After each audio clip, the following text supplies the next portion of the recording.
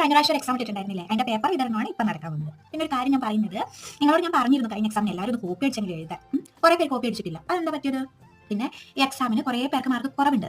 അപ്പോൾ ഞാൻ എന്താക്കിയെന്ന് വെച്ചിട്ടുണ്ടെങ്കിൽ ഞാൻ തന്നെ ആൻസേഴ്സ് എഴുതി ചേർത്തിട്ട് നിങ്ങൾക്ക് എല്ലാവർക്കും 50 മാർക്ക് ഇട്ടിട്ടുണ്ട്. ഇപ്പോൾ കറുത്ത മഷിയിൽ എഴുതിയവർക്ക് ഞാൻ കറുത്ത മഷിയിൽ കറക്റ്റ് ചെയ്തിട്ടുണ്ട്, നീല മഷിയിൽ എഴുതിയവർക്ക് ഞാൻ നീല മഷി കറക്റ്റ് ചെയ്തിട്ടുണ്ട്. അപ്പോൾ ടീച്ചറിന്റെ ഒരു കഷ്ടപ്പാട് നിങ്ങൾ മനസ്സിലാക്കിയിട്ട് അടുത്ത പ്രാവശ്യങ്ങളിൽ നിങ്ങൾ കോപ്പി അടിക്കോ തുണ്ടുക്കോ എന്തെങ്കിലും ഒന്ന് ചെയ്യും കേട്ടോ.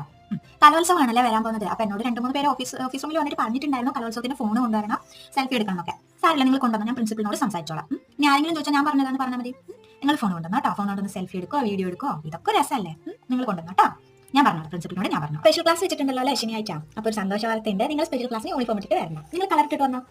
എപ്പോഴും യൂണിഫോം അല്ലേ, നിങ്ങൾ കളർ ഇട്ടിട്ട് വന്നാൽ മതി കേട്ടോ. ഇനി ST കിട്ടാൻ വല്ല ബുദ്ധിമുട്ടുണ്ടാവും അതിന്? ഇല്ല അല്ലേ, ID കാർഡ് ഇട്ടാൽ മതി. എല്ലാവരും കളർ ഇട്ടിട്ട് വരണം കേട്ടോ. നമ്മളെ നീയാണല്ലേ ഇങ്ങനെ കളർ അടിച്ചിട്ട് വന്നിരിക്കുന്നത്. നല്ല രസമുണ്ടല്ലോ, പച്ച മഞ്ഞ നീല എല്ലാം ഉണ്ടല്ലോ. ഇതാണ് അത്ര ബോറായിട്ട് പ്രിൻസിപ്പലിനോട് പറഞ്ഞു. നല്ല രസമുണ്ട് കേട്ടോ. ഞാൻ പറഞ്ഞോളാം പ്രിൻസിപ്പലിനോട്. സാറിന് ഇത് ഫാഷൻ സെൻസ് ഒന്നും ഇല്ല, അതാ